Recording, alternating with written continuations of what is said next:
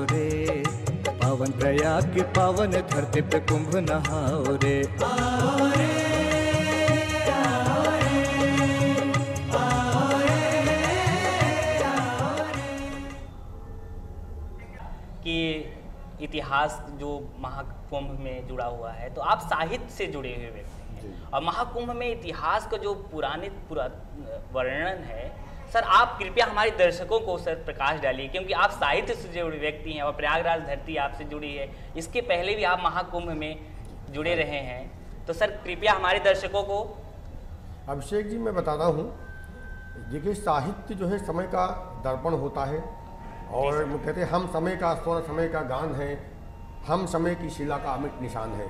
साहित्य एक समय का प्रतिबिंब भी होता है, तो इस साहित्य में भी इसका वर्णन हुआ है। आप देख सकते हैं कि पुरातन समय में, अच्छा एक मैं बता दूं, इसका कुंभ महाकुंभ का एक आध्यात्मिक एक पहलू पौराणिक पहलू है कि हम इस मान्यता से इसको मनाते चले आए। मानता है कि अमृत कलश पाने के लिए संघर्ष हुआ, अमृत पान के लिए संघर्ष हुआ, एक पौराणिक मान्यताएं हैं। लेकिन एक आध्यात्मिक मान्यता भी है कि जगत में संसार में विष और अमृत दोनों ही है, तो करना है, पान करना है, और ये अमृत विष को है इसका मंथन हमें अपनी बुद्धि रूपी मथानी से करना है। इसकी एक ये आध्यात्मिक इसका तत्व दर्शन है। संगम में कुंभ में एक तत्व दर्शन भी है और इसका महत्व तो बहुत रहा अद्भुत। गोस्वामी तुलसीदास जी ने भी इसका उल्लेख किया है कि माघ मकर गति रवि जब होई, तीर्थ पति आव सब कोई। और देवदनुज किन्नर नर श्रेणी, सादर मज्जह सकल त्रिवेणी, गोस्वामी जी लिखते हैं। और वहीं भी लिखते हैं यह प्रकार यहाँ आज से नहीं है, बहुत बड़ी प्राचीन परंपरा हमारी रही है कि यहाँ मुनि लोग आते रहे, स्नान करते रहे, कल्पवास करते रहे हैं, माघ मास में यहाँ प्रवास करते रहे हैं। तो उसमें गोस्वामी जी वर्णन करते हैं, यह प्रकार भरी माघ नहाई, यह प्रकार भरी माघ नहाई, पुनि सब निज निज आश्रम जाही। और प्रति संवत अति होय आनंदा, प्रति संवत अति होय आनंदा, मकर मज्ज गवन ही मुनि बरंदा। ये गोस्वामी जी इसका वर्णन करते हैं। और वहीं पे कुंभ की महिमा के लिए साहित्यकारों ने समय समय पर एक पुलिस उप निरीक्षक सेवानिवृत्त हैं हरीश कुमार जी, उन्होंने कुंभ पुलिस और टोटली वाला एक पुस्तक भी लिखी है इस पर, जिसमें उन्होंने अपने अनुभवों को कुंभ से संबंधित प्रशासनिक व्यवस्थाओं का भी उल्लेख किया है और कुंभ के आध्यात्मिक और पौराणिक महत्व का भी उल्लेख किया है। दान की बात की तो दान का क्या महत्व है? स्नान के बाद दान का बड़ा महत्व बताया जाता है, इसकी बड़ी मान्यताएं हैं, तो इस पर आपके क्या विचार हैं? देखिए साक्षी जी, धन की 3 गतियां बताई गई हैं। जी जी। प्रथम गति दान ही बताया गया है। जी जी। और द्वितीय गति भोग बताया गया है। और यदि दोनों इन गतियों से धन वंचित रहता है तो फिर धन नाश को प्राप्त होता है।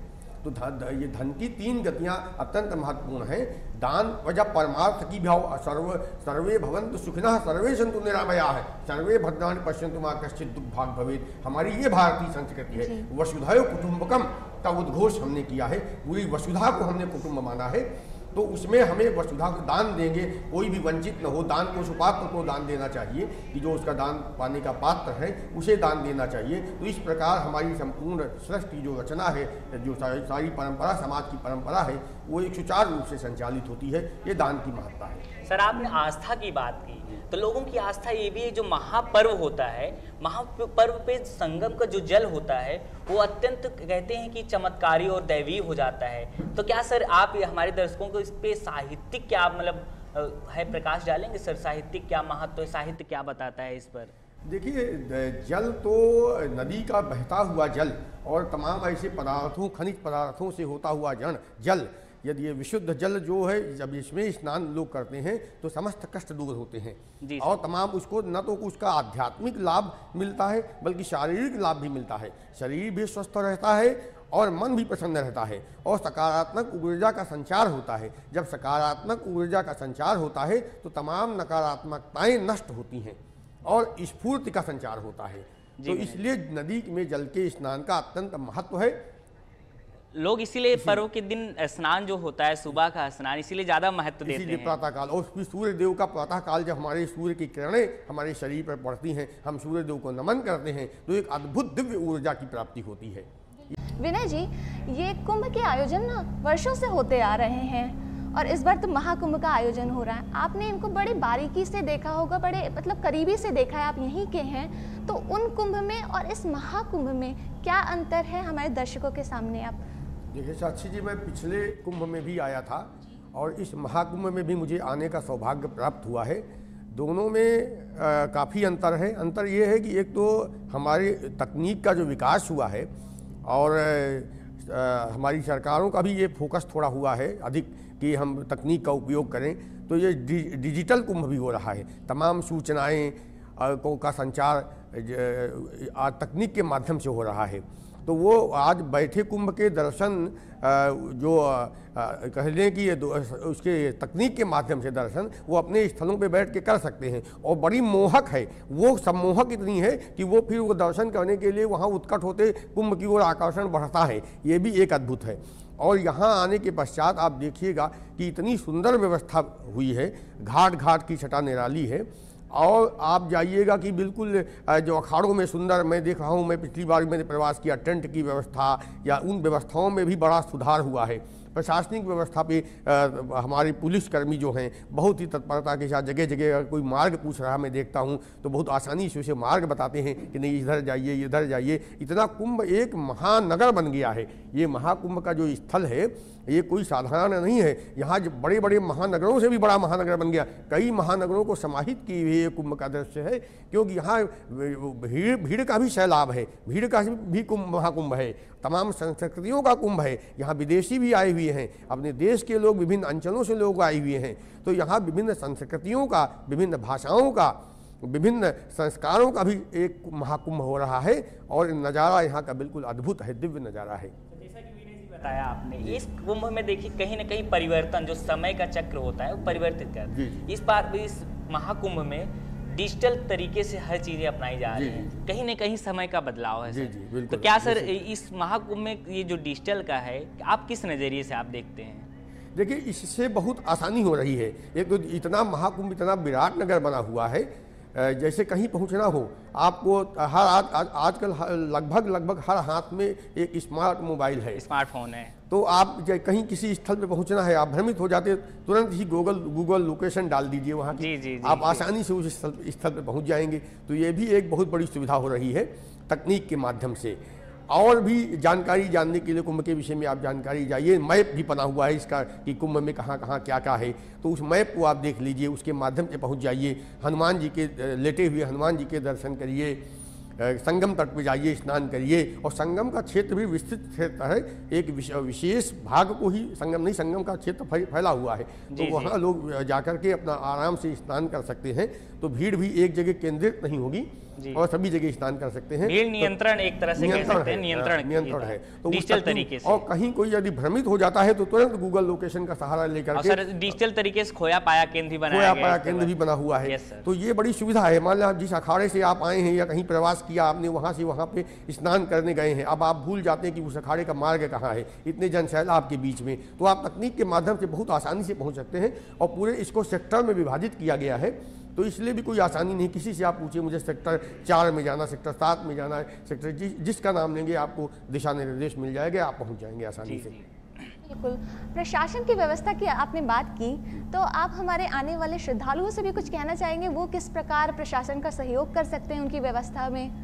देखिए, श्रद्धालुओं को ये चाहिए कि यदि कोई पुलिसकर्मी या प्रशासन के लोग उसे दिशा निर्देश देते हैं या उसे एक सुझाव देते हैं, उसे निर्देश न समझ के सुझाव के रूप में समझ लेना चाहिए। एक हितकारी सुझाव है कि आप इस दिशा से जाइए, यहाँ से जाइए, या मार्ग जो है यहाँ पे पार्क कर दीजिए, गाड़ी की पार्किंग यहाँ कर दीजिए, उसे आगे न ले जाइए, तो वो उन्हीं के लिए सुविधाजनक है।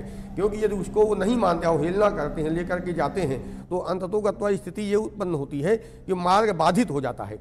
और जब बाधित हो जाता है तो उस बाधा के शिकार तो वो भी होंगे और अन्य यात्री भी होंगे, तो इसलिए अन्य भक्त भी होंगे, श्रद्धालु भी होंगे। तो मैं मानता हूँ उनके सुझावों को माने और उसके अनुसार यदि चलेंगे तो बहुत ही आनंदमय यात्रा बनेगी और निर्बाध रूप से सब कुछ होता जाएगा। वो संपूर्ण आनंद की प्राप्ति होगी, जो परमानंद, और इस आनंद से परमानंद की प्राप्ति होगी और सहयोग के साथ सब।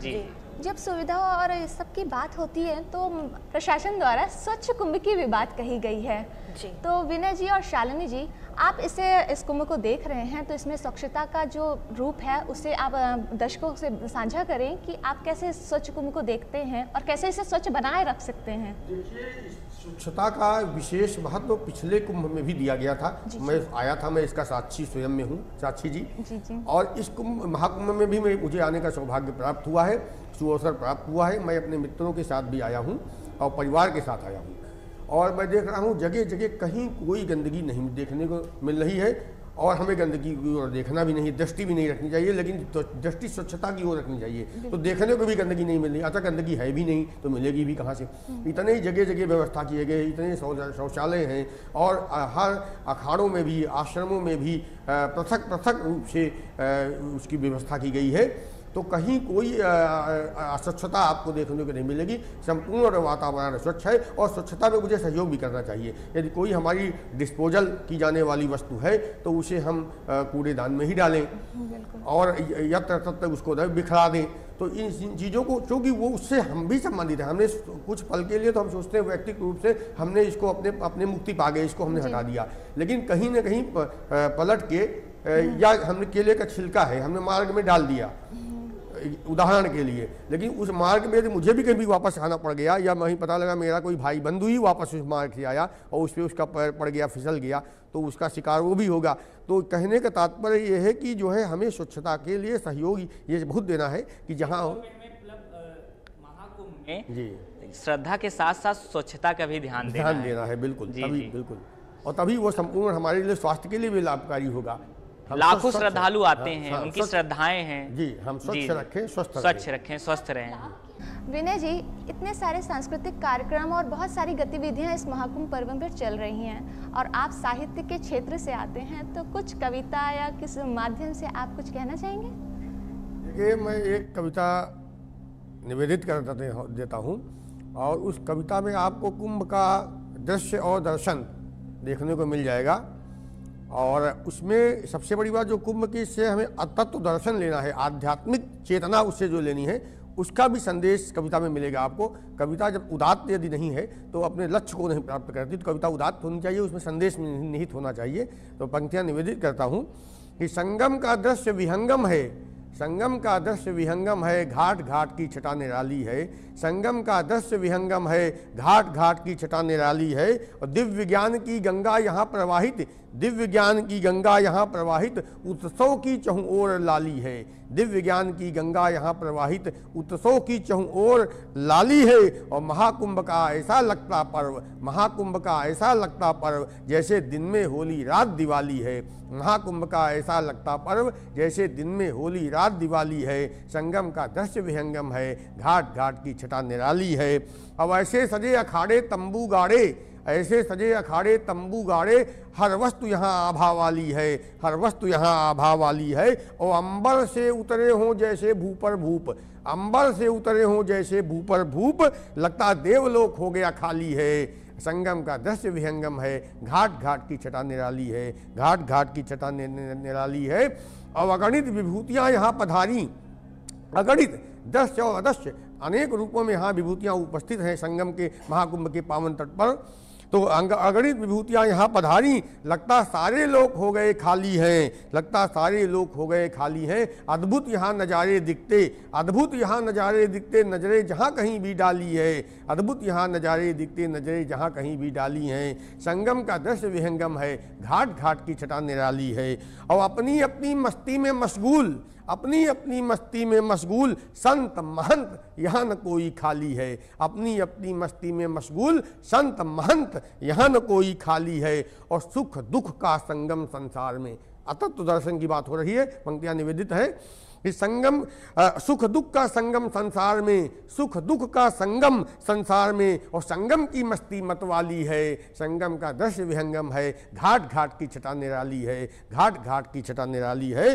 और जीवन सागर भी एक महाकुंभ है, जीवन सागर भी एक महाकुंभ है, जीवन सागर भी एक महाकुंभ है। और मंथन से पीयूष पाने वाले, मंथन से पीयूष पाने वाले भाग्यशाली हैं, मंथन से पीयूष पाने वाले भाग्यशाली हैं। और विष पीकर भी जो अमर हो रहे, जीवन में जो कष्टों विसंगतियों को जो उनका भी पान करके उनसे भी जूझ करके जो निकल रहा है, तो पंक्तियां निवेदित कि विष पीकर भी जो अमर हो रहे, विष पीकर भी जो अमर हो रहे, उनकी जय जय युग युग होने वाली है, उनकी जय जय युग युग होने वाली है। संगम का दृश्य विहंगम है, घाट घाट की छटा निराली है, संगम का दृश्य विहंगम है, घाट घाट की छटा निराली है।